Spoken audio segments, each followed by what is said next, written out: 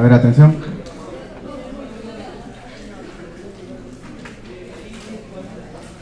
Tomen asiento. Ya. Buenos días. Vamos a continuar con las clases de neuroanatomía. Como ya deben haber visto, ya han visto dentro de la anatomía del sistema nervioso central, ya han visto la médula espinal, ya han visto el tronco encefálico, ya han visto el cerebelo hace unos minutos en la clase anterior, y ahora vamos a hablar sobre hemisferios cerebrales. Muy bien. Bueno, muy bien. Hemisferios cerebrales es bien complejo porque, como se dan cuenta, es la parte más desarrollada de todo el sistema nervioso central. Entonces, entender la anatomía y su función es bastante complejo. Yo creo que hasta ahora nadie debe entender todavía cómo funciona, pero hay ciertas estructuras de los hemisferios cerebrales que ya se conoce su función, no de manera amplia, pero ya aproximadamente su función, ¿no? Y todo está relacionado con su configuración anatómica. Por esa razón, como les dije, la anatomía, al menos en la anatomía del sistema nervioso central, siempre vamos a estudiar primero la morfología externa, que es lo que vemos a simple vista, lo que podemos tocar, palpar con nuestras manos y ver con nuestros ojos. Y luego vamos a ver una disección más profunda que nos permite ver las estructuras más profundas, en este caso los hemisferios cerebrales, y nos permita entender cómo es que funciona, ¿no? La neuroanatomía se estudia de manera funcional y clínica, bueno, al menos como lo veo yo, y como yo lo he ido aprendiendo durante todos esos años, porque bueno, uno nunca acaba de aprender algo, ¿no? Como se dan cuenta, la mayoría de libros de neuroanatomía propiamente dichos siempre ponen la parte al costado de funcional, ¿ya? Porque las estructuras no son totalmente aisladas, como si al menos en el sistema nervioso, como es en otra parte del cuerpo. Todo está relacionado con una función, y lo vamos a ver. Ya. Bien. Voy a ir caminando por acá porque si no pierde dinámica. Si tienen alguna duda, me levantan la mano y me preguntan, ¿ya? Me llaman por el nombre Raúl y me preguntan. Lo que vemos acá, en esta primera lámina, es una presentación que yo tengo de hemisferios cerebrales con la que antes yo dictaba clases. Y siempre ponía la primera lámina de esto de acá. Esto es lo que nosotros hacemos, usualmente en los veranos, en el anfiteatro anatómico. Usualmente, cuando se empieza el año académico, en el curso de anatomía, y nos entregan los cadáveres para hacer la disección cadavérica durante el curso regular de anatomía humana, nosotros, para preservar un tejido, un sistema que es el sistema nervioso central, para su estudio posterior durante el capítulo de neuroanatomía, se tiene que hacer la apertura de la cavidad craneana. Esto nosotros lo realizamos los ayudantes, como apoyo del personal técnico del anfiteatro, ¿no? ¿En qué consiste? En hacer un corte de la cavidad craneana desde un punto cranométrico que se llama la glabela hasta la protuberancia occipital externa, que separa la bóveda craneana de la base del cráneo, y podemos sacar o hacer exéresis del encéfalo para su estudio. Como saben, el encéfalo está compuesto por el tronco encefálico, el cerebelo y los hemisferios cerebrales, que incluyen el diencéfalo, la corteza cerebral y la sustancia blanca, ¿no? Etcétera. Muy bien, vamos a hablar de los hemisferios cerebrales propiamente dicho. Muy bien, como yo les mencioné en la clase anterior, les dije que todo lo deben estudiar en base a un orden que usualmente está en los libros, ¿no? Los libros modernos tienen ya un orden como es que se debe estudiar los temas, ¿no? Este es el orden que yo voy a utilizar durante la clase. Entonces, primero vamos a estudiar las generalidades de los hemisferios cerebrales, luego vamos a ver un poco relacionado a su embriología, porque toda la anatomía está relacionada con la embriología, un poco de topografía, que es lo que les explico, la morfología externa, y luego veremos la parte funcional, que es la histología, la localización de cada función, la sustancia blanca, y etcétera. Y unas correlaciones clínicas breves, ¿no? Muy bien. Muy bien. ¿Qué es lo que deben conocer de los hemisferios cerebrales? Los hemisferios cerebrales se derivan de la porción más proximal o cefálica del tubo neural. Si recuerdan, al inicio de la tercera semana del desarrollo embrionario, el tubo neural proximal se dividía en 3 vesículas cerebrales primarias, de las cuales la más proximal se llamaba prosencéfalo. esa vesícula cerebral primaria luego, terminando la quinta semana de desarrollo embrionario, se divide en diencéfalo y el telencéfalo, de los cuales el telencéfalo va a dar origen a los hemisferios cerebrales. Bien, los hemisferios cerebrales se ubican dentro de la cavidad craneana. En el cuerpo humano tenemos básicamente tres cavidades. La cavidad craneana, que está dentro del neurocráneo, que está cubierto por 8 huesos planos principalmente. La cavidad torácica, que está alojando los pulmones y los órganos del mediastino, y la cavidad abdominopélvica. Muy bien. Este órgano está ubicado dentro del cráneo. Es un órgano supratentorial. Como te dije, los órganos del encéfalo dentro de la cavidad craneana se dividen en supra e infratentoriales. Tentoriales significa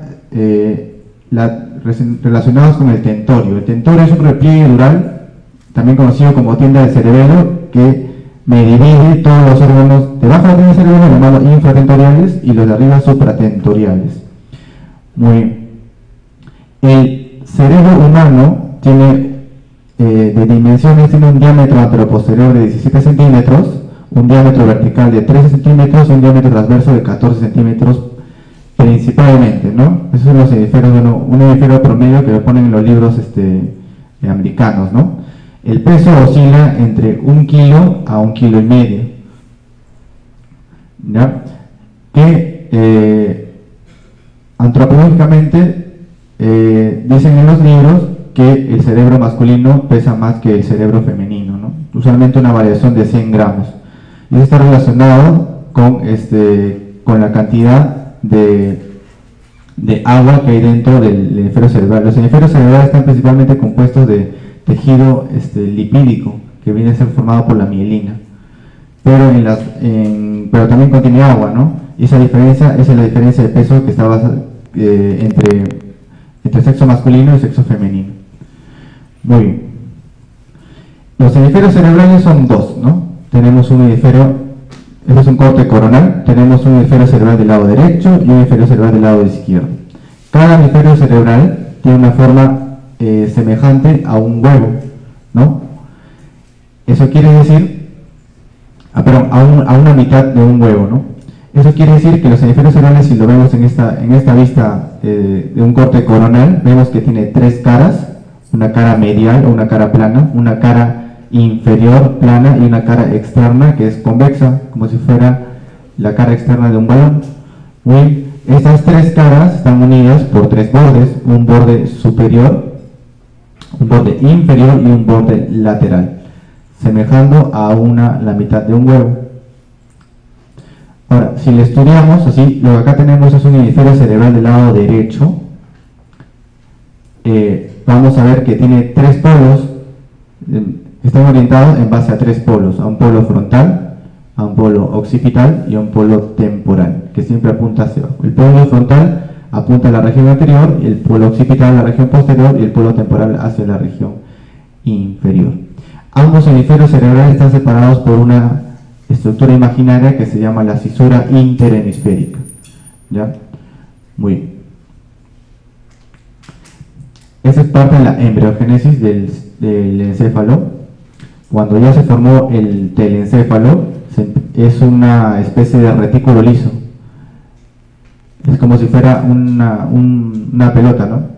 Donde no se puede observar todavía los surcos y suras. A medida que ocurre el desarrollo del telencéfalo, se van formando los primeros surcos y fisuras, que eso determina la aparición de nuevas conexiones neuronales de aprendizaje, que incluso dentro del útero el cerebro fetal va aprendiendo nueva información, que no necesariamente es exteroceptiva, sino parte de la interrelación que tiene con la madre y con la placenta también.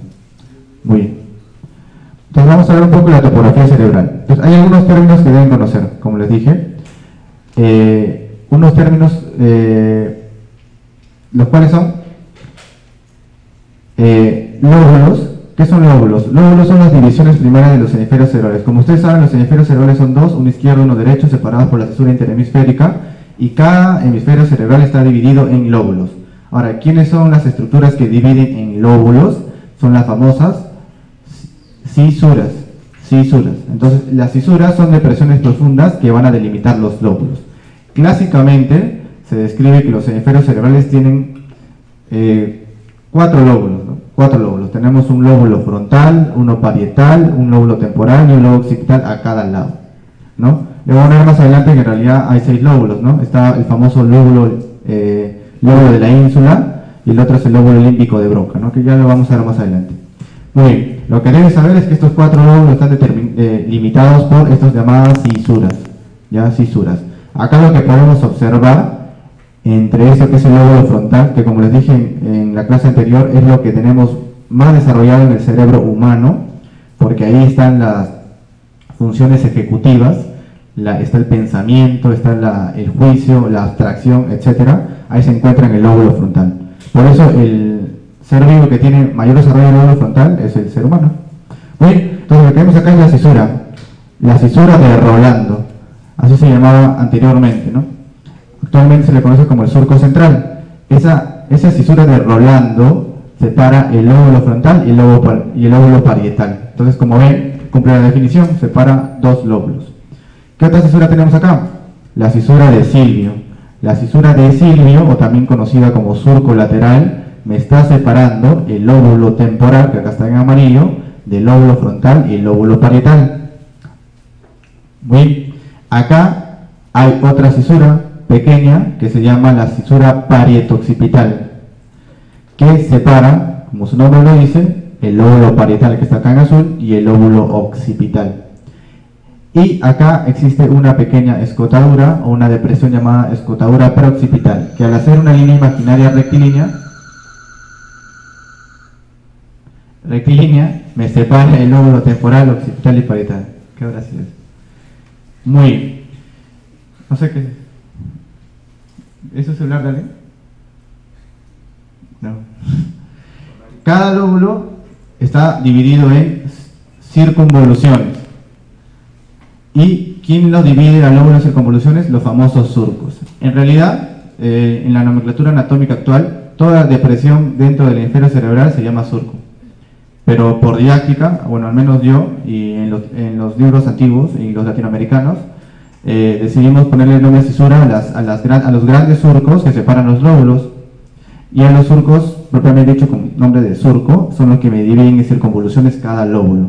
Entonces vamos a estudiar cada lóbulo por separado con sus surcos y qué circunvoluciones forman parte de cada lóbulo. Y eso es muy importante que lo aprendan, porque en cada circunvolución se encuentran áreas funcionales del cerebro que están relacionadas con funciones ejecutivas, sensitivas, motoras, visuales, auditivas, etc. Muy bien, vamos a pasar esto. Acá están los surcos que les mencionaba.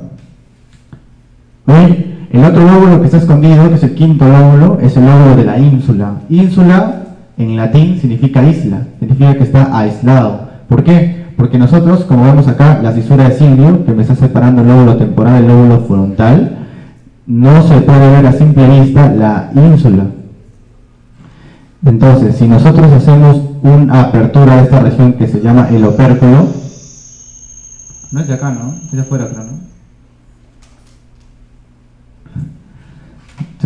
Ya. Si lo abrimos, mira, con 2 valvas, lo que podemos ver es otra estructura, otro lóbulo acá, que es el lóbulo de la ínsula. El lóbulo de la ínsula,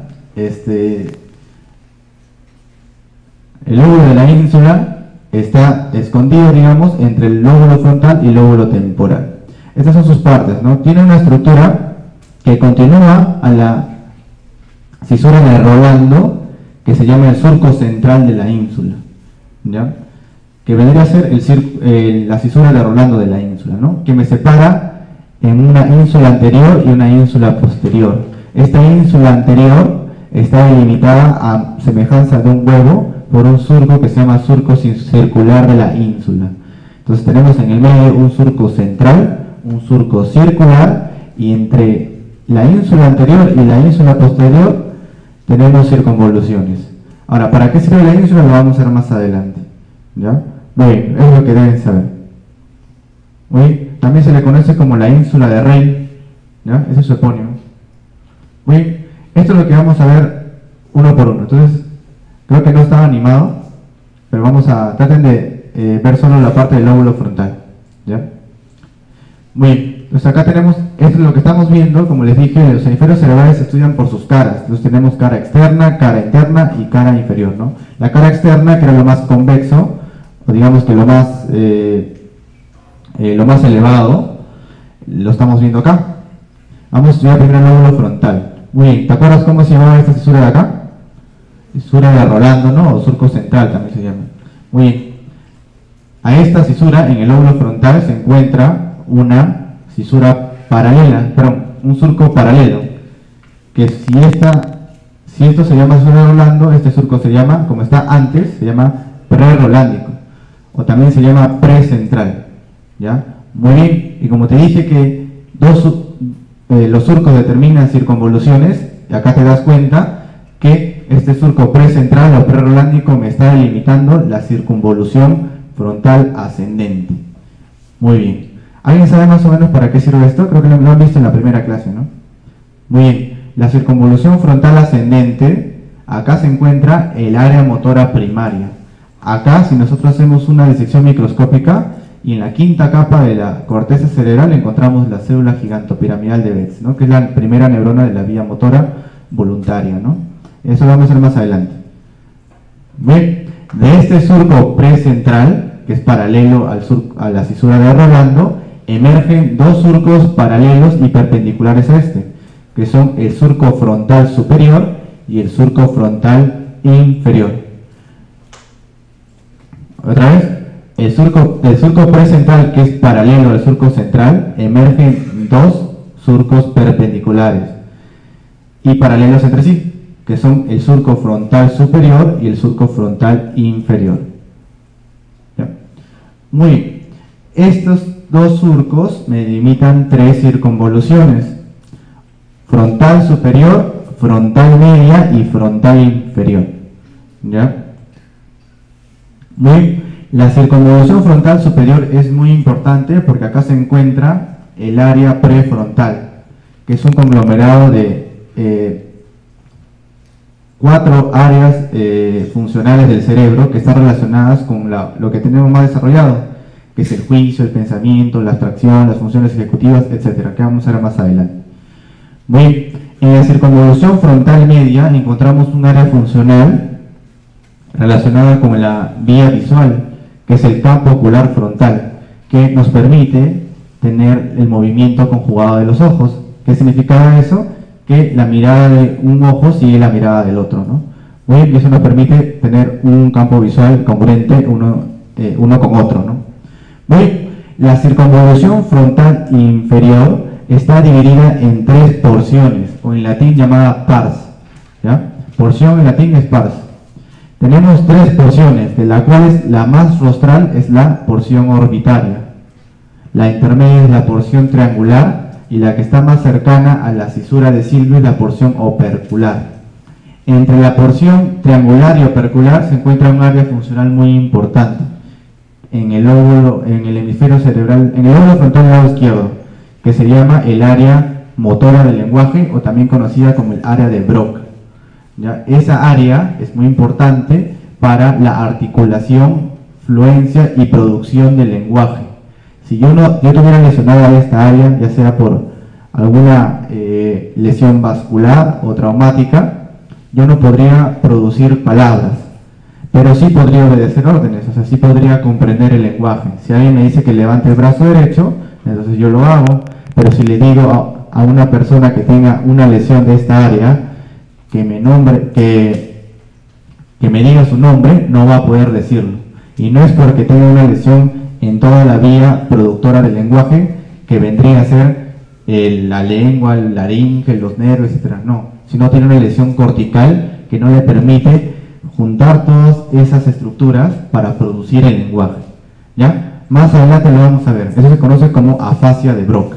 Entonces, muy bien, repasando el lóbulo frontal en su cara externa, lo que estamos viendo es, paralelo al surco central, el surco precentral, que me delimita la circunvolución frontal ascendente, donde ahí se encuentra el área motora primaria. el área de control de la función motora voluntaria. Muy bien. Perpendicular al surco precentral emergen dos surcos frontales paralelos, frontal superior y frontal inferior, que me delimitan tres circunvoluciones o giros frontales, superior, medio e inferior, en el cual el superior forma parte del área prefrontal, la media del área del campo ocular frontal, y la circunvolución frontal inferior aloja el área de motora del lenguaje, o conocida como el área de Broca. Muy bien, eso es toda la anatomía que deben conocer el lóbulo frontal en la cara externa. Muy bien, ¿hasta ahí entendido? Ya. Muy bien. En el lóbulo parietal, que se encuentra dorsal o posterior al lóbulo frontal, de igual manera, paralelo a la cisura de Rolando, encontramos otro surco paralelo, que así como el otro se llamaba precentral y está después, se llamaría postcentral, ¿no? Postcentral también llamado post-rolándico, ¿no? Muy bien. Y también me delimita otra circunvolución o giro, que es la circunvolución parietal ascendente.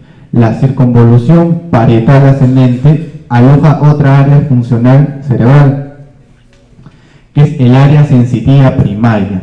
Acá terminan todos los axones que ascienden por la médula espinal, hacen sinapsis en los núcleos del tronco encefálico y luego terminan en el tálamo óptico.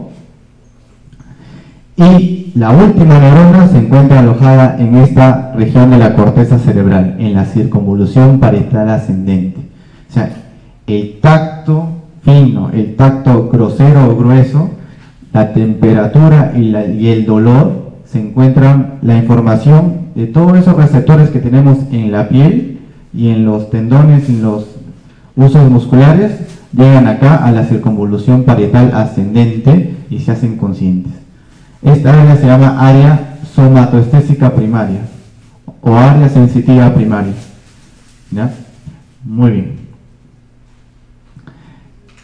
Posterior a este surco postcentral emerge un surco perpendicular a este, que se llama el surco interparietal o también conocido como surco intraparietal, que me delimita dos circunvoluciones, una circunvolución supraparietal y una circunvolución infraparietal, la cual está dividida en dos por la cisura de Silvio, en circunvolución supramarginal y circunvolución angular. Otra vez. Del surco postcentral emerge un surco perpendicular a este, que es el surco interparietal, que me divide esta región del lóbulo parietal en dos circunvoluciones, supraparietal e infraparietal.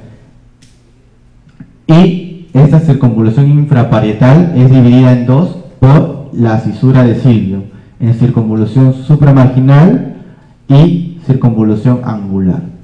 Muy bien, la circunvolución supraparietal aloja dos áreas cerebrales funcionales principales.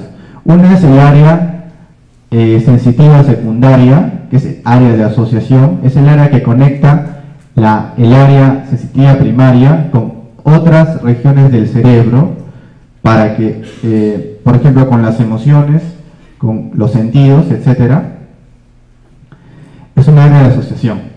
Bien, y acá también se encuentra el campo ocular temporoparietal, ¿ya? Que también contribuye al control voluntario de los ojos. Pero lo más importante que debes acordarte es que en la circunvolución infraparietal, exactamente en el giro supramarginal, se encuentra en la otra área del lenguaje muy importante, que es la área sensitiva del lenguaje, también conocida como el área de Wernicke. Esta área se encarga de la comprensión del lenguaje, ¿no? Ya vimos que en el lóbulo frontal se encontraba el área motora del lenguaje, el área de Broca, que permite la fluencia, articulación y producción del lenguaje. Esta área de Wernicke sirve para la comprensión y o entendimiento del lenguaje. Eso quiere decir que con esta área, cuando yo le doy una orden a una persona, esta me entiende gracias a esta área. Aquellas personas que tengan una lesión de esta área de Wernicke, al darles una orden, no comprende, pero sí produce bien las palabras. Si le digo que la persona habla mucho, usualmente estas personas son muy taquilálicos, o sea, hablan muchas palabras, ¿no? Pero al darle órdenes no las comprende. Muy bien.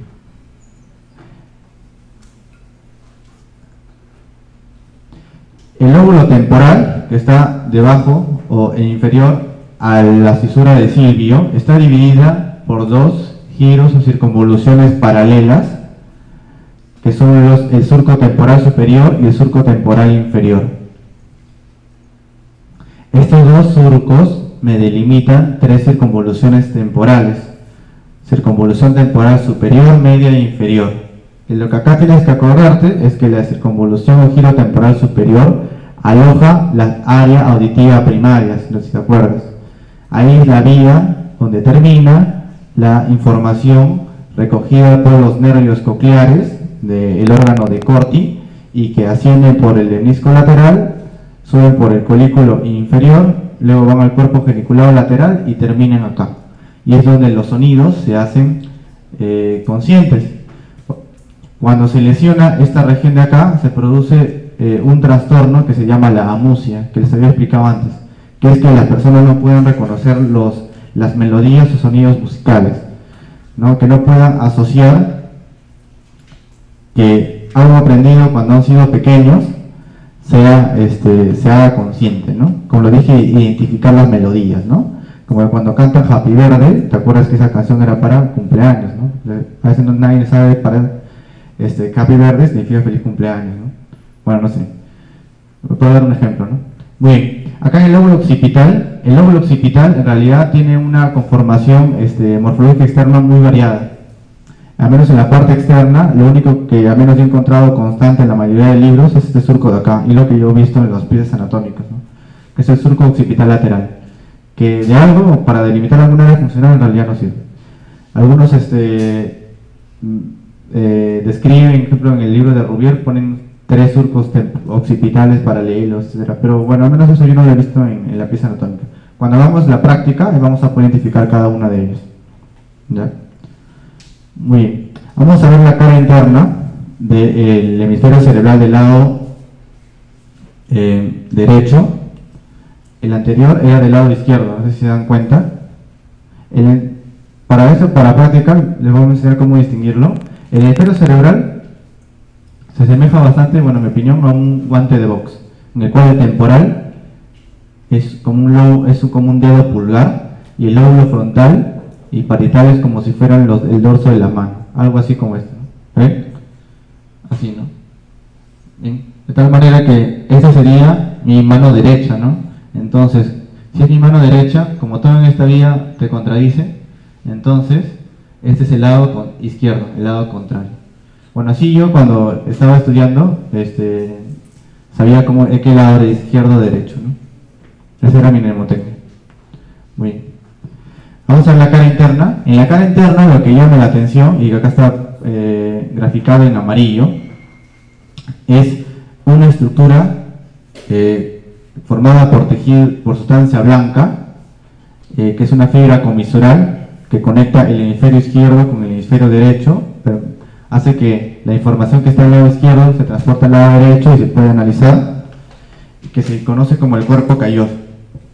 El cuerpo calloso tiene sus partes.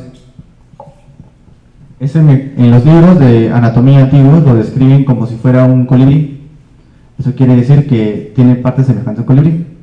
Muy bien, tiene en esta región, esta es la región, el polo frontal es el polo occipital, este es temporal, este es superior. En esta región que está colorada amarilla, que es el cuerpo calloso, tenemos acá el pico o rostro, ¿no? Adelante tenemos la rodilla, luego atrás se continúa con el cuerpo y al final tenemos el rodete o esplenio. Entonces, si les preguntan en práctica, ¿cuáles son las 4 partes que conforman el cuerpo calloso?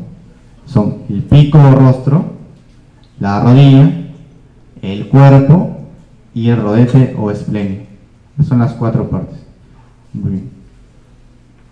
Vamos a ver lo que está alrededor. Entonces, en la región más anterior, que encontramos la continuación del lóbulo frontal, encontramos un surco paralelo al cuerpo calloso, que se llama el surco del cuerpo calloso, o también se conoce como el pericalloso, surco pericalloso. Este surco pericalloso me separa arriba en el lóbulo frontal a la circunvolución frontal superior, que nosotros la habíamos visto en la cara externa, ¿no?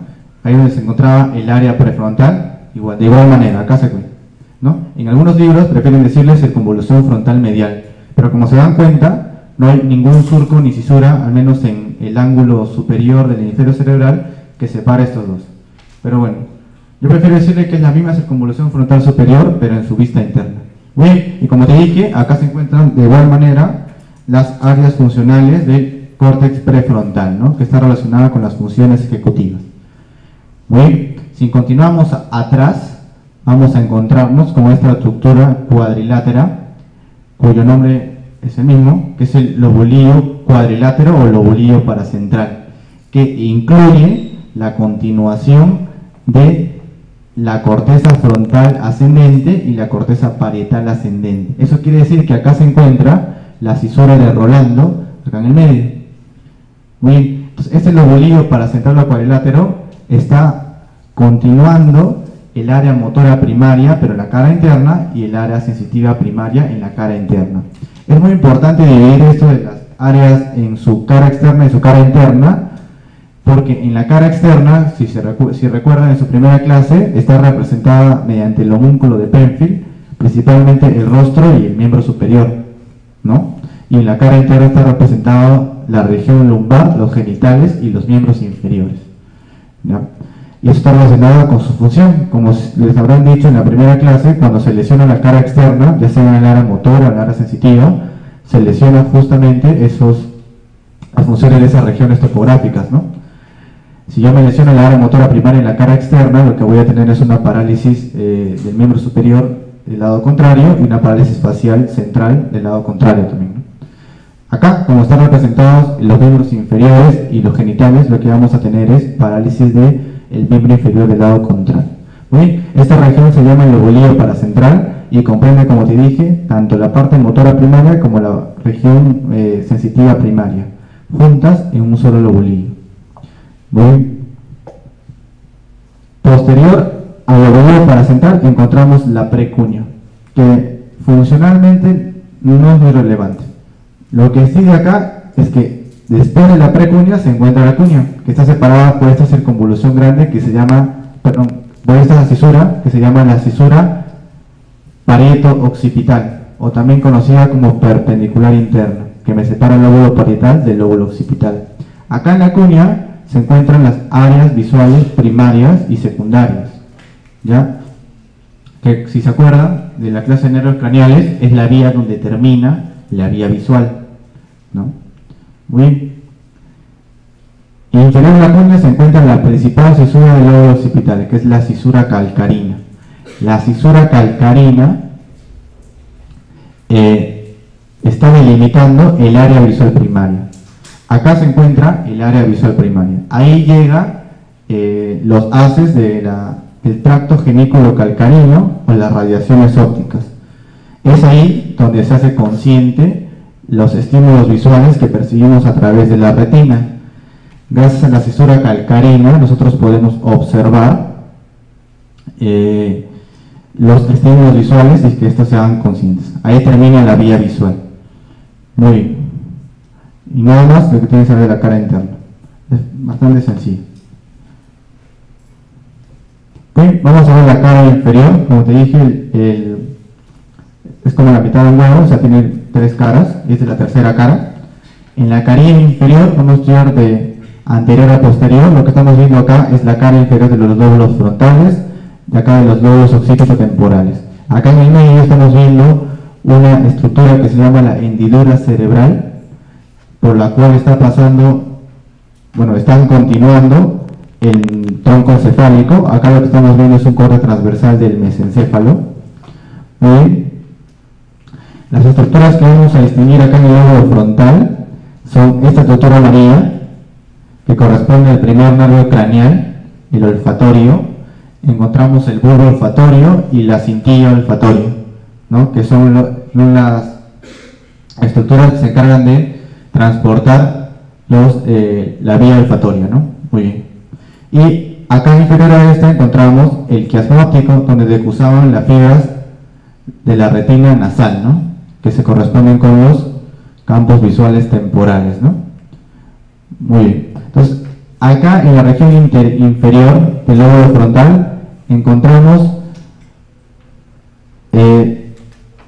5 circunvoluciones delimitadas, cada una por la primera. Este es el surco olfatorio.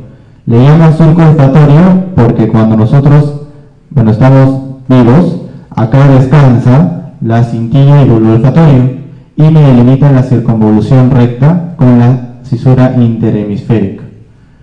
¿Ya? Bien. Lateral a esta encontramos las circunvoluciones orbitarias, que están delimitadas por un surco que tiene forma de cruz o de H, que se llama surco cruciforme, que está delimitando la circunvolución orbitaria anterior, medial, posterior y lateral. Esta área orbitaria del lóbulo frontal también forma parte del córtex prefrontal. Por lo tanto, también es relevante para las funciones ejecutivas del lóbulo frontal. Muy bien. Inferior a esto, encontramos la conjunción del lóbulo occipital y el lóbulo temporal. Esta está dividida por 2 surcos. Un surco occipito-temporal y un surco colateral. Este surco occipito-temporal lateralmente me está separando la circunvolución occipito-temporal lateral. Pero tú me dirás, pero esto es lo mismo que la circunvolución temporal inferior, ¿no? Y ciertamente es lo mismo, ¿no? Si tú vas a un libro de texto antiguo, lo vas a encontrar como circunvolución temporal inferior, pero en los libros actuales, por lo menos en los modernos que estaba revisando, le llaman circunvolución occipito-temporal lateral. Bien, este surco occipito-temporal, así como había uno lateral, me separa una circunvolución occipito-temporal medial, que también se le conoce como fusiforme. ¿Ya? Muy bien. Y esta circunvolución fusiforme medial a esta tenemos el surco colateral. El surco colateral me delimita en la región anterior, cercano a esta estructura que se llama el uncus, la circunvolución parahipocampal. Y esta circunvolución parahipocampal es muy importante porque dentro de ella se entra alojada el área piriforme. Y el área piriforme, si recuerdan, es el área donde termina la vía olfatoria. Acá se encuentra el área olfatoria primaria y acá es donde se hacen conscientes todos los estímulos que son recepcionados por el nervio olfatorio o el primer nervio craneal. Y atrás encontramos la circunvolución lingual, que forma parte de la vía visual, como se imaginarán, ¿no? Muy bien, estoy facilito, ¿no? Esas son las estructuras que, en resumen, tú deberías identificar cuando tengas en tu práctica en los hemisferios cerebrales. Cada una de estas circunvoluciones representa en el cerebro humano un área funcional que ya ha sido investigada y que aproximadamente ya se sabe cuál es su función. Hablemos de las principales funciones, ¿no? Muy bien. Entonces, hasta ahí vamos a hacer un pequeño receso y luego hacemos la parte de sistematización. ¿Ya? Si tienen alguna duda, se acercan y me preguntan.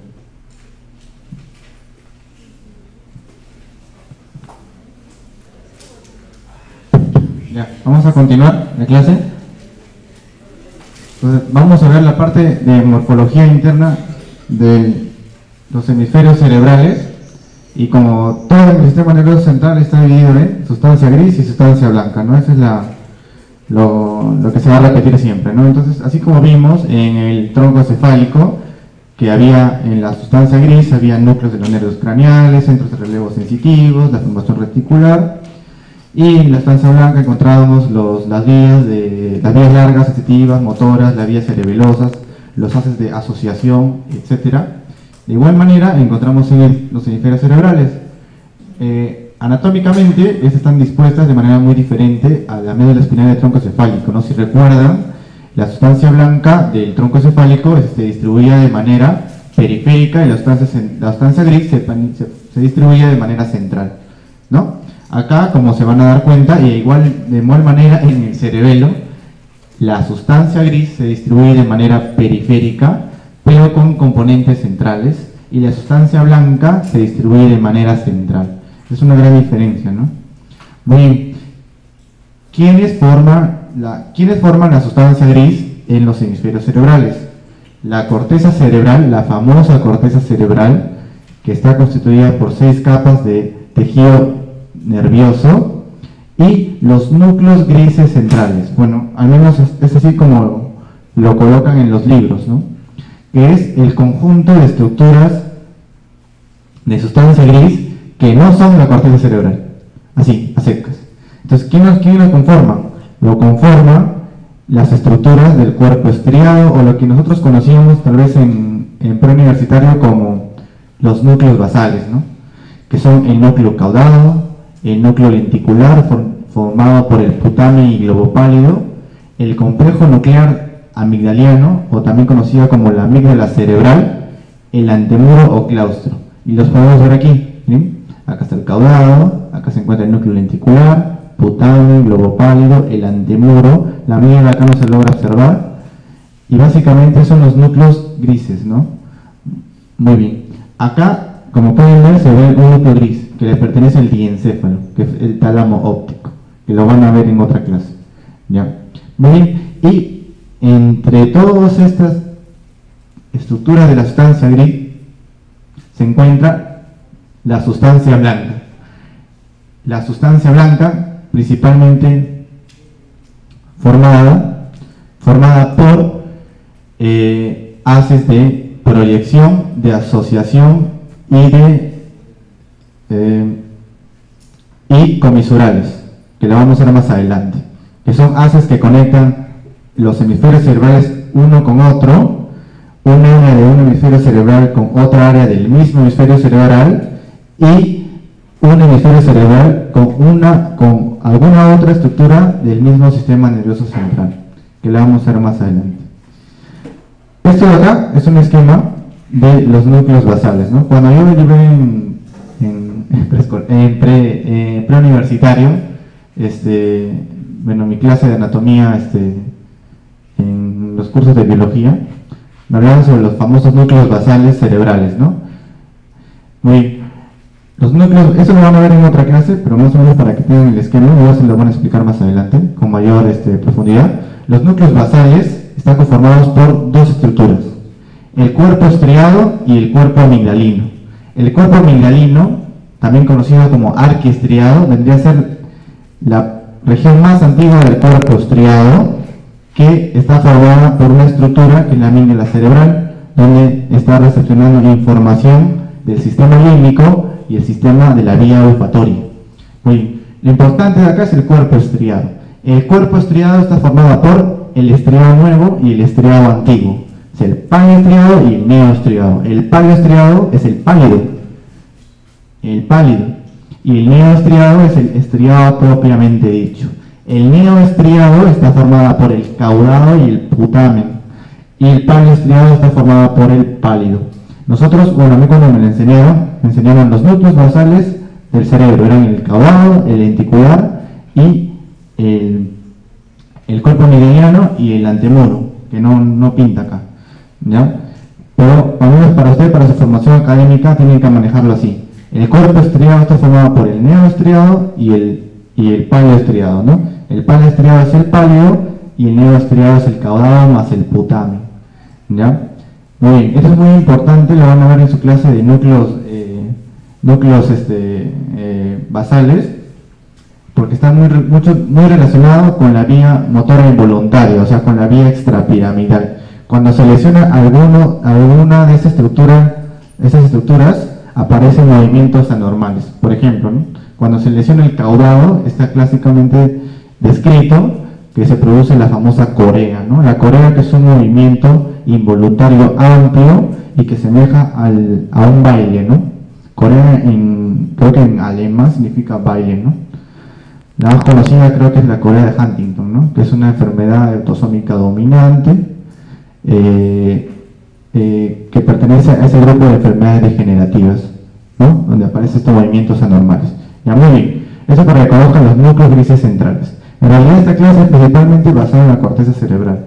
Por eso esto de acá no lo vamos a ver ahorita. Muy bien, lo vamos a pasar.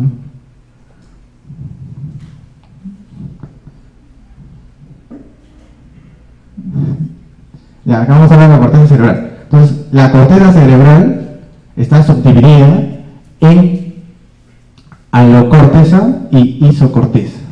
La alocorteza comprende el arquicórtex, que es la parte más antigua del desarrollo evolutivo de la corteza cerebral.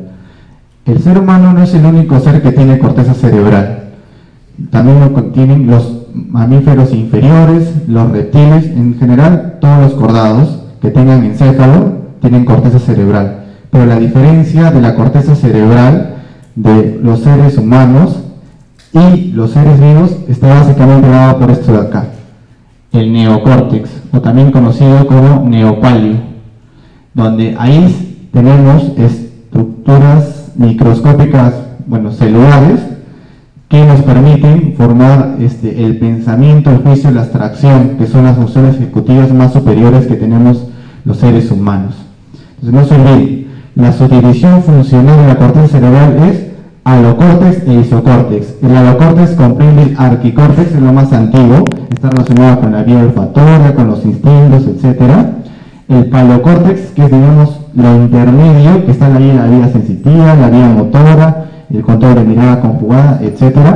Y lo más importante de todos nosotros es el neocórtex, ¿ya? El neocórtex.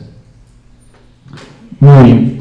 Esta subdivisión de la corteza cerebral la podemos sistematizar en áreas funcionales de la corteza cerebral. Como les dije, estas regiones de la corteza cerebral están distribuidas en cada lóbulo en base a una función específica que realizan cada una de ellas. Por esa razón, tenemos áreas ya definidas para qué funciona cada uno, ¿no? Hoy tenemos áreas primarias, propiamente dicho, y áreas secundarias o áreas de asociación. Estas están distribuidas en áreas sensitivas, como hemos visto, la de azul que está acá pintada, que está en la corteza parietal ascendente, que vendría a ser el área sensitiva primaria.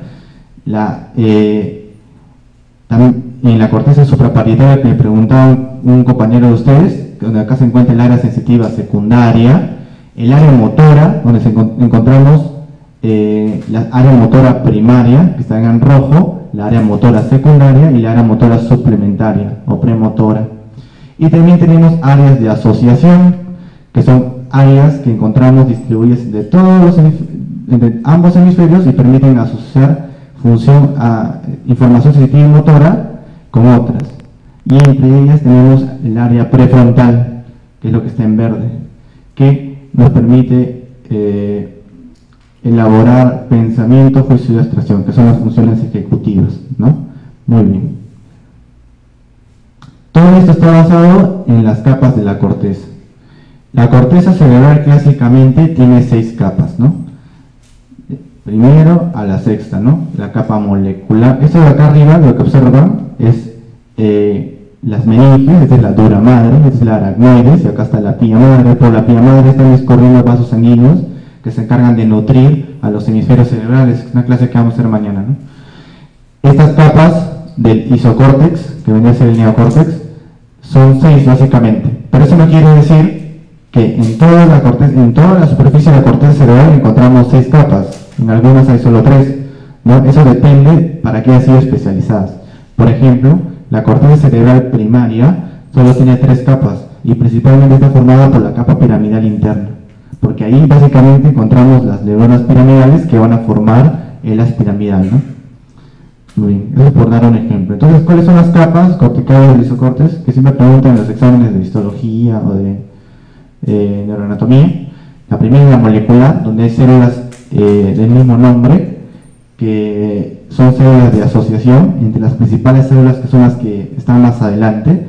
Las células granulosas, que están en la capa granulosa externa, son muy importantes para la corteza sensitiva porque transducen información sensitiva. Luego continúa la capa piramidal externa, luego otra capa granulosa interna donde está la neurona, donde termina la vía sensitiva primaria, y la capa piramidal interna. Esta cuarta y quinta capa, que cada una es importante en su corteza primaria correspondiente, se llama la capa de Beilanger, ¿no? Esta capa, si ustedes en algún momento tienen la oportunidad en su curso de histología de verla, es la capa más grande, ¿no? Probablemente lo vean, ¿no? Lo tienen con una tinción que se llama Weiger, que pinta todo lo que es sustancia gris, lo pinta así de morado, ¿no? Entonces van a ver ahí, van a poder observar la neurona piramidal, ¿no? Bien, y la última capa, que es la capa multiforme, que conecta la corteza cerebral con la sustancia blanca que está inferior a esta, ¿no? Muy bien, esas son las 6 capas que conforman el isocórtex o el neocórtex. Muy bien, esta corteza cerebral fue mapeada histológicamente por un alemán llamado Brodmann, que en el siglo XIX, mediante experimentos con chimpancés de dudosa procedencia ética, él determinó que producir cierta lesión en una área de la corteza cerebral, esta producía un déficit en el chimpancé, y de esa manera descubrió las primeras áreas funcionales del cerebro, ¿no? Él descubrió que si lesionaba esta área, a la cual le llamó el área 4, el chimpancé no podía mover un brazo de un lado, del otro, justamente del otro lado, porque esto lo hacía en vivo, ¿no?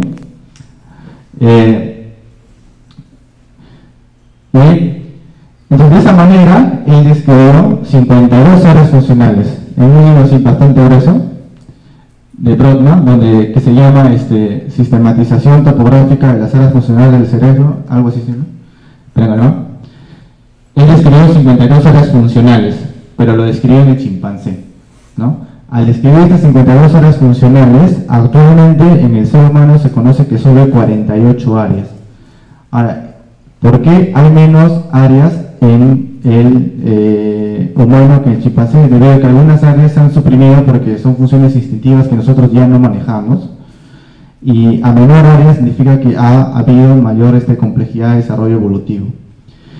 Muy bien, entonces vamos a repasar algunas de las áreas de Brodmann, ¿ya? Que son muy importantes y les van a preguntar muy a menudo cuando hagan su rotación de neurología, de neurocirugía, bueno, etcétera, ¿no? Muy bien, es un esquemita, ¿no? Que me encontré en el anfiteatro cuando estaban llevando neuroanatomía.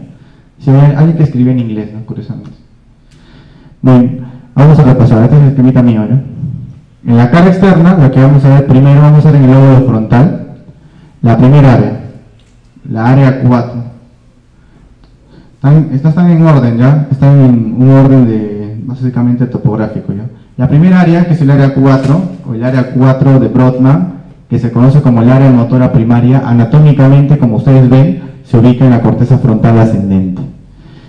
En esta cara externa está representado somatotópicamente por el homúnculo de Penfield que vieron en la primera clase, acá el rostro y el miembro superior.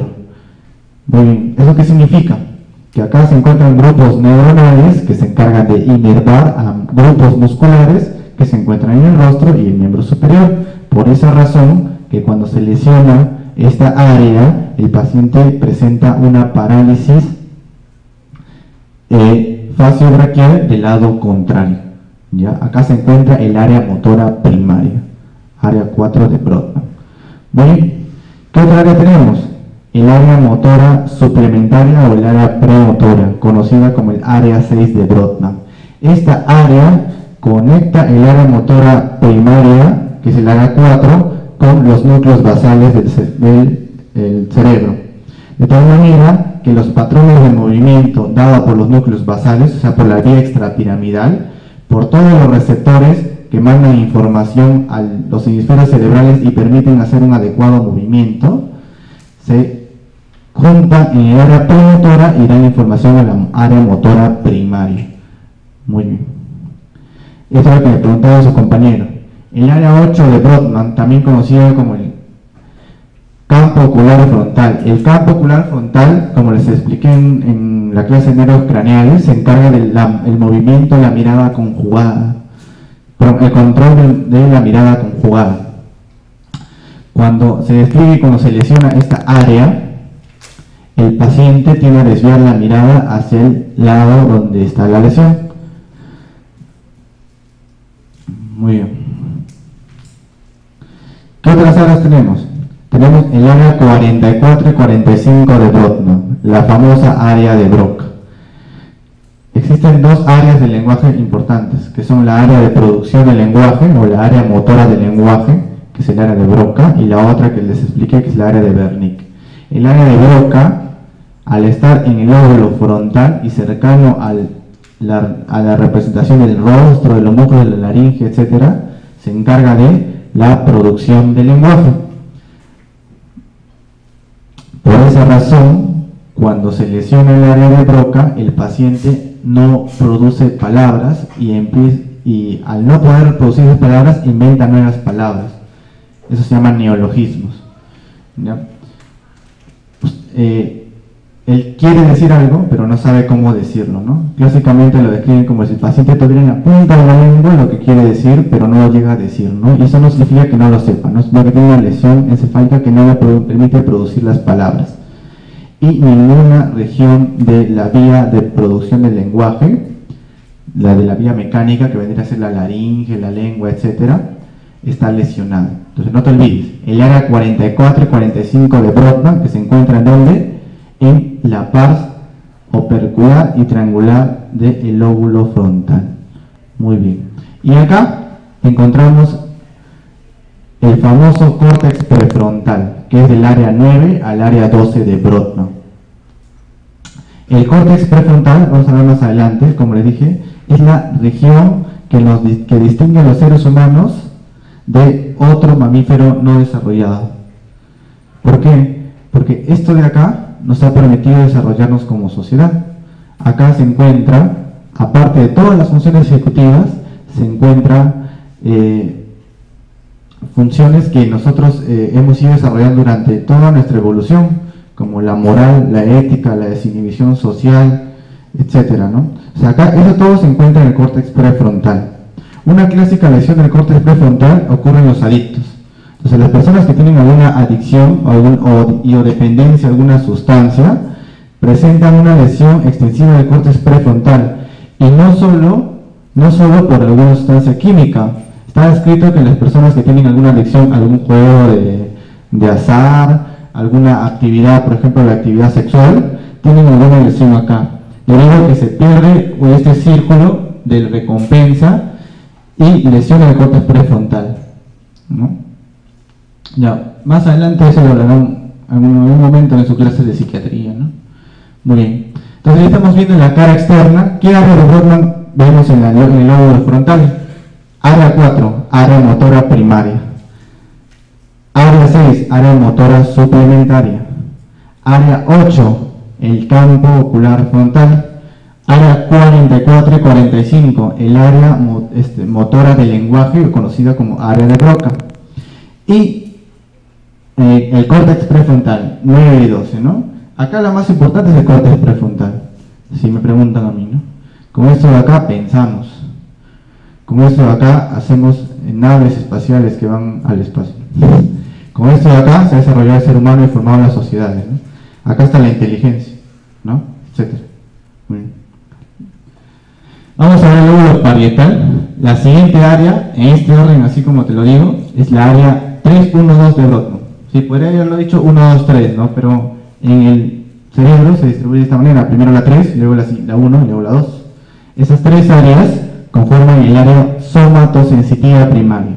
Pues esto término creo que todos lo comprendes, ¿no? Somatosensitivo, ¿qué significa? La sensibilidad general de consciente, ¿no? Porque hay viscerosensitivos, si no sé si recuerdan, ¿no?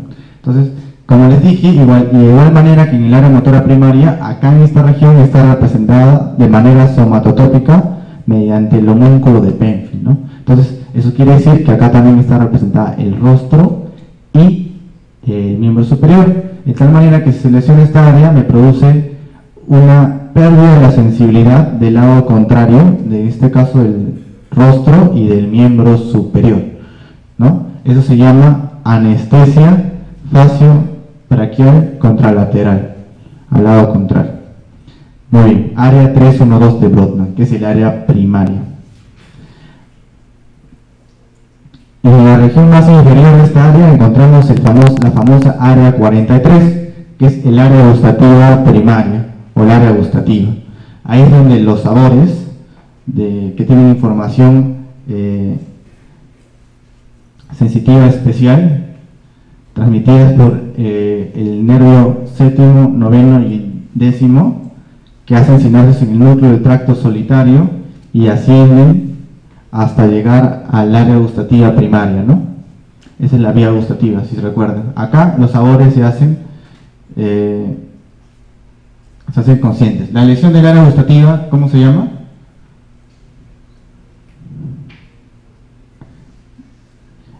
¿Te acuerdan cuando perdieron el gusto? ¿Cómo se llamaba esa lesión? Ageusia, ¿no? Cuando la lesión se produce en la corteza, eso se llama agnosia gustativa. O sea, el paciente no reconoce estímulos gustativos. Hay que diferenciar entre una agnosia, que les voy a explicar que es cuando no reconocen ciertos estímulos sensitivos. Por ejemplo, hay agnosia sensitiva por esta región. Y otra cosa es cuando se ha dañado alguna estructura de toda la vía, ¿no? Por ejemplo, la lesión de la vía auditiva, al perder la audición, eso se llama anacusia o cofosis, que es la sordera, ¿no? Pero cuando se lesiona el área auditiva primaria, eso se llama agnosia auditiva. Son diferentes cosas. Una persona puede oír, más no escuchar, son cosas muy diferentes, ¿ya? Vamos a ver acá en el córtex supraparietal dos áreas, el área 5 y el área 7, que conforman el área somatosensitiva secundaria. Las áreas secundarias básicamente son áreas de asociación que conectan en las áreas primarias, que son las áreas que son el receptáculo de la vía primaria, y luego las conectan con otras áreas mediante fascículos de asociación. Por ejemplo, la conecta con el área motora primaria, ¿no? Porque es importante que ambas dos áreas estén conectadas y tengan información una con otra, ¿no? Muy bien. Acá abajo encontramos el área de Wernicke, que es el otro área del lenguaje, que es el área 22 de Brodmann, que debía recordarte, ¿no? El área de Wernicke, como está en el lóbulo parietal, casi llegando al lóbulo temporal, tiene básicamente información sensitiva. Entonces, el área de Wernicke es el área sensitiva del lenguaje. ¿Y se encarga de qué? De la comprensión del lenguaje. Muy bien. La comprensión y entendimiento del lenguaje. Al lesionarse el área de Wernicke, se produce la afasia de Wernicke, en el cual el paciente tiende a producir más palabras de lo normal y el área no comprende y no realiza la acción que se le da, ¿no? Muy bien. Es el área de Wernicke. Y adyacente a ella, en la circunvolución temporal superior, encontramos el área auditiva primaria, o también conocida como el área de Hessel. Entonces, aquí, al lesionarse, produce una agnosia auditiva, en el cual el paciente no puede reconocer ni asociar estímulos auditivos sonoros con lo que ha tenido durante su aprendizaje, ¿no? También conocida como amusia, ¿no? Como amusia. Muy bien. Las demás regiones del lóbulo que están acá en gris no significa que no tengan áreas de Brodmann. Tienen muchas más áreas de Brodmann, de las cuales tienen sus nombres y algunas tienen sus funciones. Pero la más importante por relevancia clínica, porque se pueden evaluar en un paciente consciente, son estas de aquí. Son las que tú debes acordarte, son las principales que debes acordarte. Así como los dermatomas, que debes acordarte, no todos, sino que el ombligo, el T10, etcétera, igualito. Debes acordarte siempre lo principal, lo medular de siempre de un tema, ¿no? Muy bien, acá lo que podemos ver en el lóbulo occipital de proyección del área 17, que es el área visual primaria, y el área 18 y 19, que conforman las áreas visuales secundarias, ¿ya? Que están mejor representadas en la cara interna y es donde es su lugar de origen, por eso lo vamos a ver ahí. Bien, en la cara inferointerna, lo que vamos a ver acá, ¿se acuerdan? En el lobulillo paracentral se encuentra el área motora primaria y el área sensitiva primaria. Acá atrás. Bien, se encuentra también representada el área premotora, el área 6, el campo ocular frontal y el córtex prefrontal, pero en su vista interna. Muy bien. Acá encontramos la área somatosensitiva primaria, juntos, mira, en el lobulillo frontal. Acá está al revés. 3 es el que estamos sacando. 3, 1, 2. Al revés. Y lo que podemos ver graficado principalmente acá es en la cisura calcarina está representada el área 17, el área visual primaria, y a sus lados el área 18 y 19, de tal manera que lleguen al otro lado, ¿no? El área visual primaria es el lugar donde termina la vía visual y donde los estímulos visuales se hacen conscientes, ¿no? Y el área 18 y 19 conecta el área visual primaria para que todos los estímulos visuales tengan una guía de asociación, ¿no? Ya sea con el sistema límbico, con el sistema de los núcleos basales, etc. ¿Ya? Muy bien. Y no olvidarnos que en el lóbulo temporal encontramos la corteza piriforme, ¿no?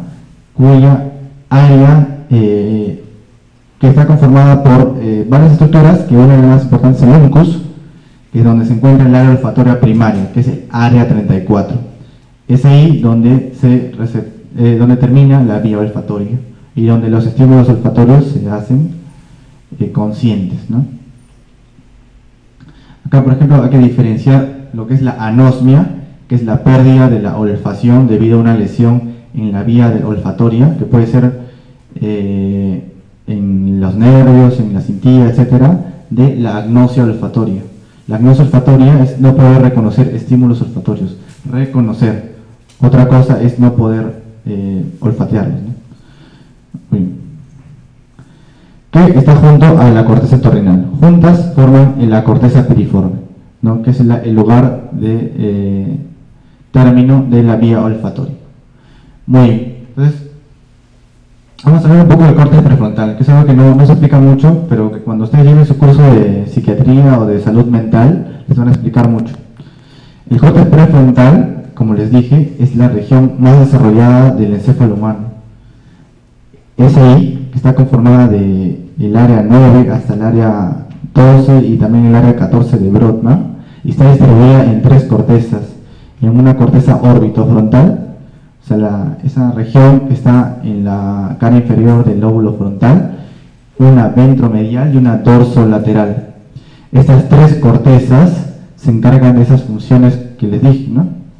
Al lesionarse, producen un estado apático o abúlico, de una persona que no tiene ganas de hacer nada, disminución de relaciones interpersonales, se lleva muy mal en el trabajo con las personas, cambios en la personalidad, de desinhibición social, inestabilidad e impulsividad, ligero deterioro intelectual, debido a que ahí está la inteligencia, que en realidad no es un proceso mental, que es la asociación de varios procesos mentales, ausencia de atención y concentración, e incapacidad para analizar los problemas y perseveración. No se sabe exactamente cómo funciona el córtex prefrontal, pero debido a las lesiones que se pueden ver en la práctica clínica, se sabe más o menos de qué funciones se encargarían, ¿no? Muy bien. Esta lesión, no sé si habrán leído en algún momento, en el siglo XVIII, a inicios de la primera revolución industrial, se utilizaba el combustible de la pólvora. Entonces la pólvora lo sacaban de las minas. Entonces, en Inglaterra existía un obrero llamado Phineas Gage. Phineas Gage era un obrero que trabajaba en unas minas de pólvora. Usaba una barreta y con una barreta trataba de escarbar las minas para encontrar pólvora. Y esta pólvora, como está en bruto, es muy inestable. Entonces, al hacer energía mecánica, produce calor y puede producir que explote, ¿no? Bueno, como era la revolución industrial, no había derechos del trabajador, etcétera. Entonces, esta persona sufre un accidente ahí, ¿no? Es el famoso caso de toda la neurología, ¿no? él sufre un accidente en el cual la barreta termina disparada como si fuera una bala y le perfora el arco cigomático, perforando la pared inferior del hueso frontal, llegando a el lóbulo frontal. El paciente sobrevive, ¿no? Aún así haya implicado el lóbulo frontal. Pero observan los neurólogos de esa época, bueno, los que estudiaban recién la neurología, que justamente hace un giro de 180 grados en toda su vida, ¿no? Cambia su personalidad rotundamente, ¿no? Mencionaban en los libros que la persona era una persona muy trabajadora, muy puntual, llegaba a trabajo todos los días, se llevaba muy bien con su esposa, no le gustaba tomar ni fumar, etcétera. Y luego de esta lesión, luego de sobrevivir a esto, cambia rotundamente su vida, no deja de ir al trabajo, se llama con su esposa, etcétera, ¿no? Y termina como una persona vagabunda, ¿no? En Inglaterra. Bueno, es así como se descubre los primeros experimentos, experimentos no, de los primeros hallazgos de lesión del córtex prefrontal, ¿no? Muy bien, vamos a pasarlo. Este es el homúnculo de Penfield, que habrán visto. Hay un homúnculo sensitivo y un homúnculo motor. El homúnculo motor se encuentra representado en la circunvolución precentral, como ven acá, en la convexidad o en la cara externa. Se encuentra representado el rostro y la mano, principalmente la mano, como ven. La mano tiene una cantidad inconmensurable de neuronas para hacer actividad motricidad fina, ¿no? El homúnculo sensitivo, que se encuentra representado en la circunvolución postcentral, en la cual podemos observar el rostro y el miembro superior, de igual manera, ¿no? Y en la cara interna de ambas circunvoluciones se encuentran representados los miembros inferiores, los genitales y la región lumbar, ¿no? Una tiene más neuronas que otra, ¿no? Muy bien.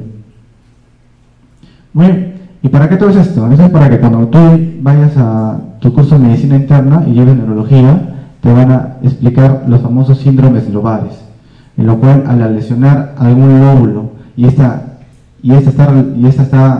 cada lóbulo, como ustedes saben, tiene alguna área funcional cerebral, esta produce alguna lesión. Ahora, creo que sigue. Luego vamos a revisar esto, vamos a ver la sustancia blanca. La sustancia blanca la sustancia blanca cerebral, también llamado el centro medular, está conformada por 3 tipos de fibras. Como ustedes saben, todos estos son axones que transportan información. Tenemos 3 tipos de fibras. Tenemos fibras de asociación, de proyección y comisurales. ¿Qué es una fibra de asociación? Es una fibra que conecta un área funcional del cerebro con otra. Por ejemplo, el fascículo arqueado es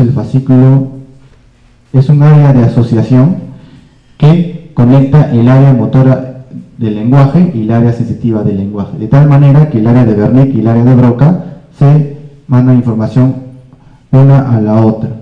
¿Ya? Esa es una fibra de asociación, para darte un ejemplo. Todas estas están dentro de un solo hemisferio. También tenemos fibras comisurales. ¿Qué es una fibra comisural? Por ejemplo, una fibra comisural es una fibra que conecta un hemisferio con otro, de tal manera que el hemisferio cerebral del lado derecho se junta con el hemisferio cerebral del lado izquierdo, y el más conocido es el cuerpo calloso, ¿no? El cuerpo calloso conecta el hemisferio cerebral derecho con el hemisferio cerebral izquierdo, y al lesionarse produce un síndrome que se llama síndrome de desconexión encefálica, que ahora más adelante.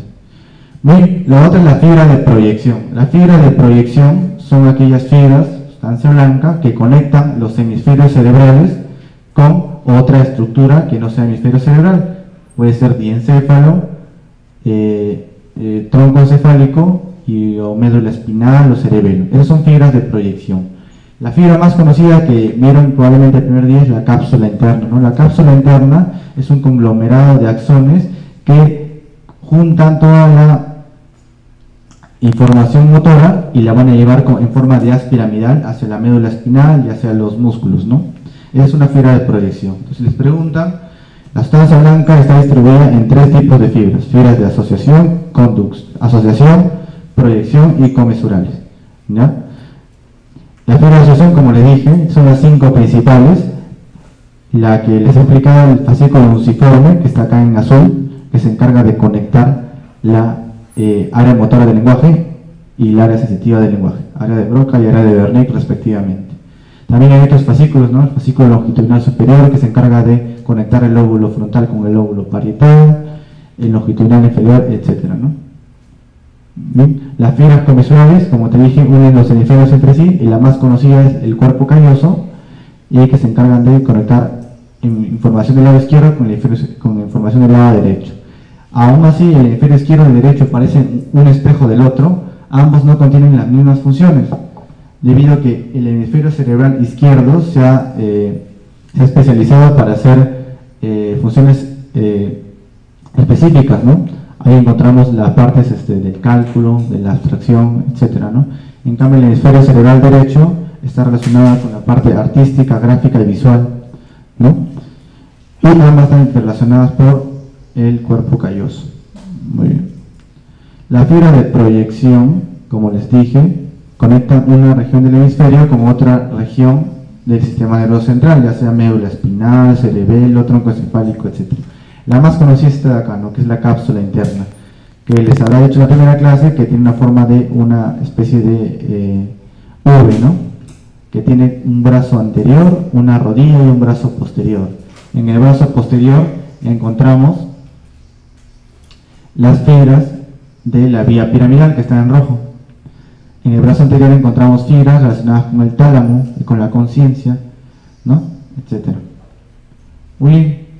Y todas estas vías de proyección están relacionadas también con la formación reticular, que es una estructura que se encuentra en el tronco cefálico y se encarga de integrar funciones vegetativas y funciones sensitivas, y todo esto relacionado con el sueño y la vigilia, ¿no? Estos son los lugares de producción de ciertos neurotransmisores, ¿no? El principal lugar de producción de serotonina está en el núcleo del RAFE. El principal lugar de producción de noradrenalina en nuestro cuerpo está en el locus coeruleus, ¿no?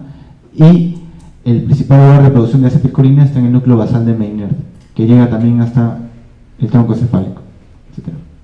Muy bien. Esto lo vamos a ver mañana en la clase de irrigación, ya que es como que qué arteria está regando cada región del encéfalo. Vamos a pasar. Muy bien, esto es lo que les explicaba, lo que se conoce como dominancia cerebral, ¿no? En las neurociencias se ha estudiado que al hacer el corte del cuerpo calloso no produce ninguna lesión en nuestra, digamos, en nuestras funciones vitales, ¿no? Si te cortas el cuerpo calloso no vas a morir, ¿no? Pero sí te pierden algunas funciones que necesitan interrelación entre el hemisferio cerebral derecho y el hemisferio cerebral izquierdo. Como les dije, en el hemisferio cerebral del lado izquierdo se encuentra el lenguaje, el discurso, la escritura y el cálculo. Son funciones básicamente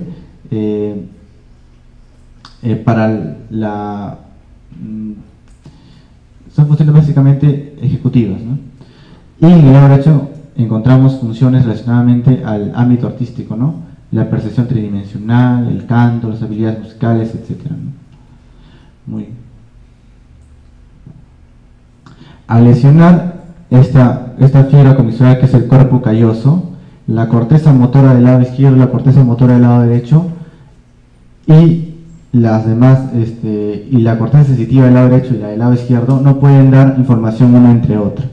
Es por esa razón que al querer nombrar algo, que las áreas del lenguaje se encuentran en el lado izquierdo, y al desconectarlo, al usar la mano izquierda, que está ennervada por el lado derecho, no puede producir, pero si lo coges con el otro lado, que sí es donde se encuentra el área del lenguaje, sí podemos nombrarlos, ¿no? ¿Se dan cuenta? La dominancia cerebral está dada por, en las neurociencias describen que el hemisferio dominante está determinado por el lugar en donde se encuentre el área del lenguaje. En el 90% de los seres humanos, el área motora primaria del área del lenguaje se encuentra en el hemisferio cerebral izquierdo, ¿no? En ese otro 10% se encuentra en los dos hemisferios. Es por esa razón que una persona que tiene una codominancia cerebral, al tener un infarto cerebral en un hemisferio, el otro lado puede suplir esa función del lenguaje, ¿no? Que es raro, ¿no? Es bastante raro, ¿no? usualmente se le produce una lesión en el hemisferio cerebral izquierdo y el paciente pierde el lenguaje. Bien, este es el otro lóbulo, este es el sexto lóbulo del hemisferio cerebral, que en realidad es un lóbulo funcional, ya que es el lóbulo límbico de Broca, que conforma el sistema límbico, que está relacionado con las emociones y está muy interrelacionado con la vía olfatoria. Esto forma parte de lo más antiguo de los hemisferios cerebrales. Lo más antiguo, así como en el cerebro, lo más antiguo relacionado con el equilibrio, lo más antiguo de los hemisferios cerebrales está relacionado básicamente con las emociones, ¿no? Que es un influjo de vivencias que tienen repercusión biológica, ¿no? Y todas están juntas en un círculo que se llama el círculo de Papez o circuito de Papez, en el cual están implicadas esas estructuras que son la amígdala, la vía olfatoria, como pueden ver, esa estructura que se llama el fornix y esta estructura morada que es el hipocampo. Y el hipocampo solo está relacionada con la memoria. Por eso las emociones, a menos vívidas, están muy relacionadas con la memoria, ¿no? Bien, acá tenemos otras vistas de estas estructuras. Esa estructura que está acá, que es el fornix, que tiene una columna anterior que está relacionada con los cuerpos mamilares, que lo van a ver en su clase de hipotálamo, y atrás encontramos el hipocampo. El hipocampo, que está, mira, justo relacionado con el lóbulo temporal y con la memoria, ¿no? Bien. Vamos a continuar. Y con esta circunvolución, que forma parte del lóbulo límbico de Broca, que es la circunvolución dentada, ¿no? Que está relacionada con la memoria y con las emociones. Lo vamos a pasar así nomás, ¿no? Este es el circuito de Papez. Todas las estructuras están relacionadas con el circuito de Papez. El hipocampo, el fornix o trígono, el tubérculo mamilar, el mismo tálamo, hasta que llega a la circunvolución del cíngulo. Todo esto junto forma el lóbulo límbico de Broca, ¿no? Muy bien. Muy bien. Y ya para terminar, vamos a revisar cómo es que se evalúa los hemisferios cerebrales, ¿no? Los hemisferios cerebrales, prácticamente como segmento, no se evalúa propiamente dicho, ¿no? O sea, dentro del examen neurológico, que tiene muchos puntos,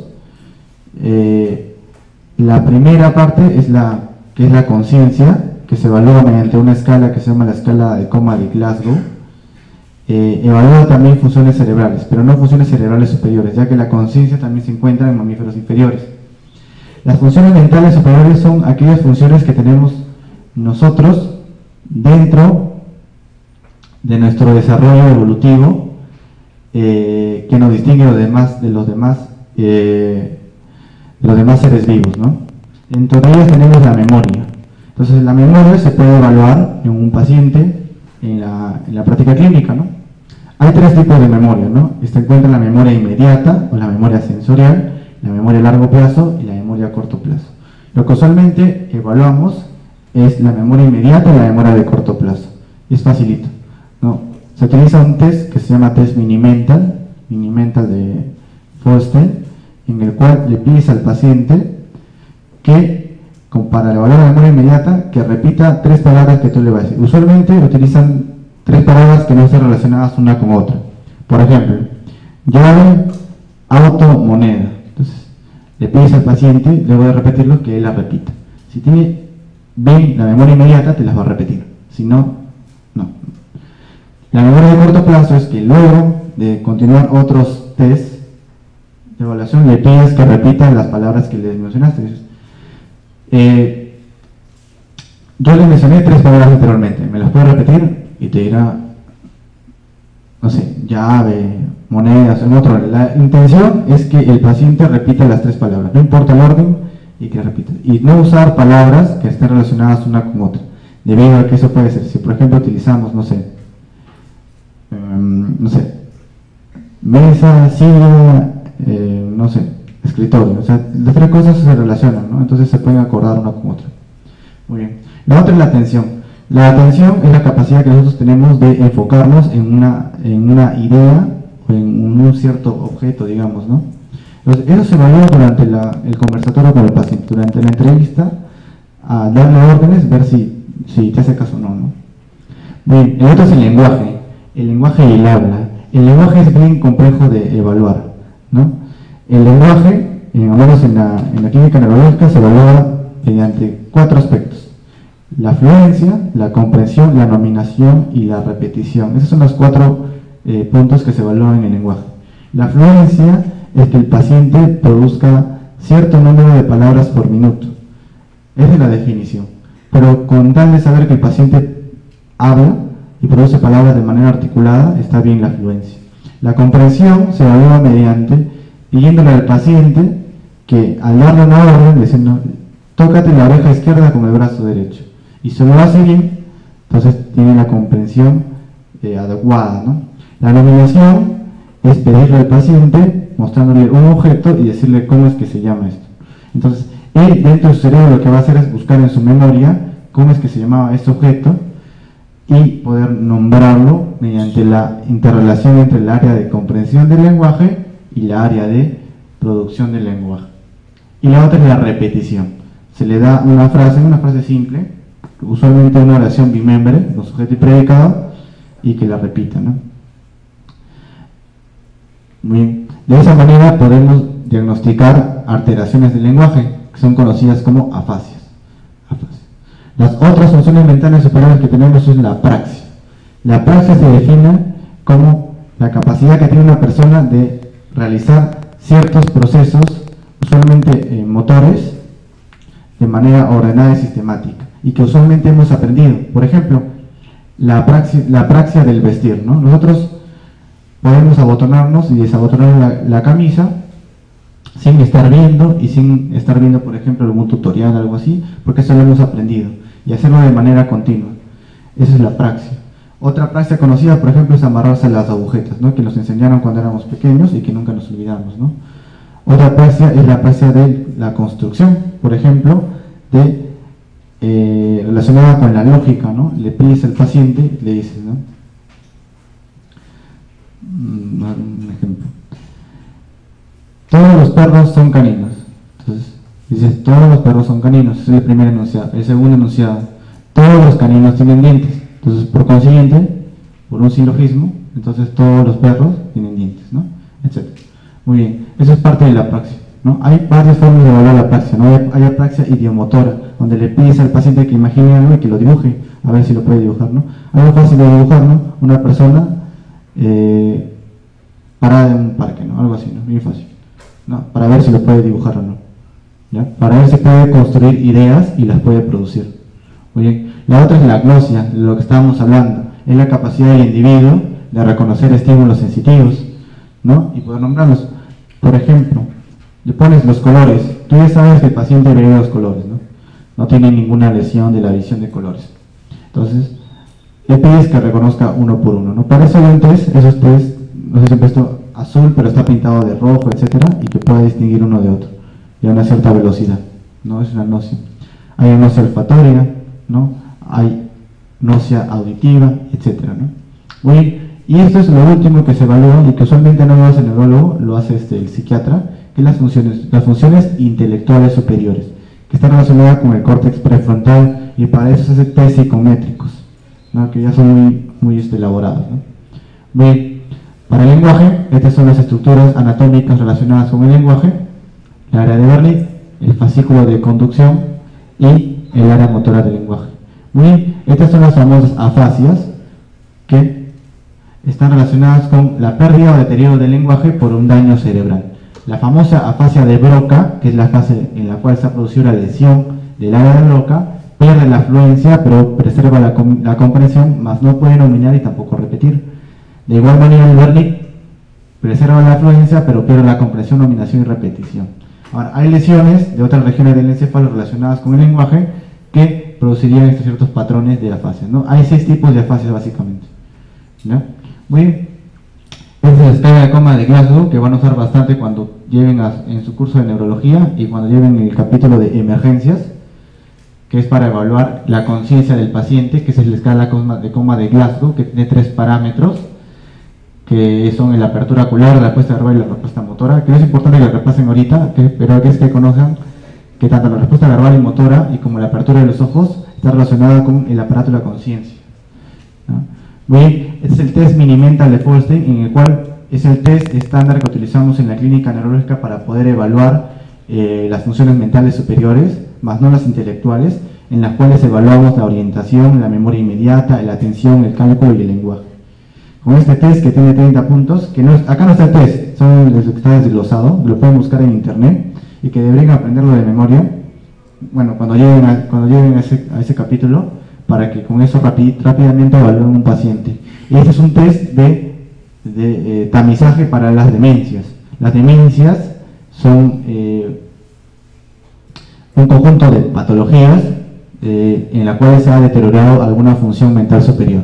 ¿Ya? La más frecuente es la demencia de Alzheimer, ¿no? Que es una enfermedad neurodegenerativa. Muy bien, esa es topografía, creo que se acabó. Muy bien, eso es todo. Si hay alguna pregunta me vas a saber ahorita.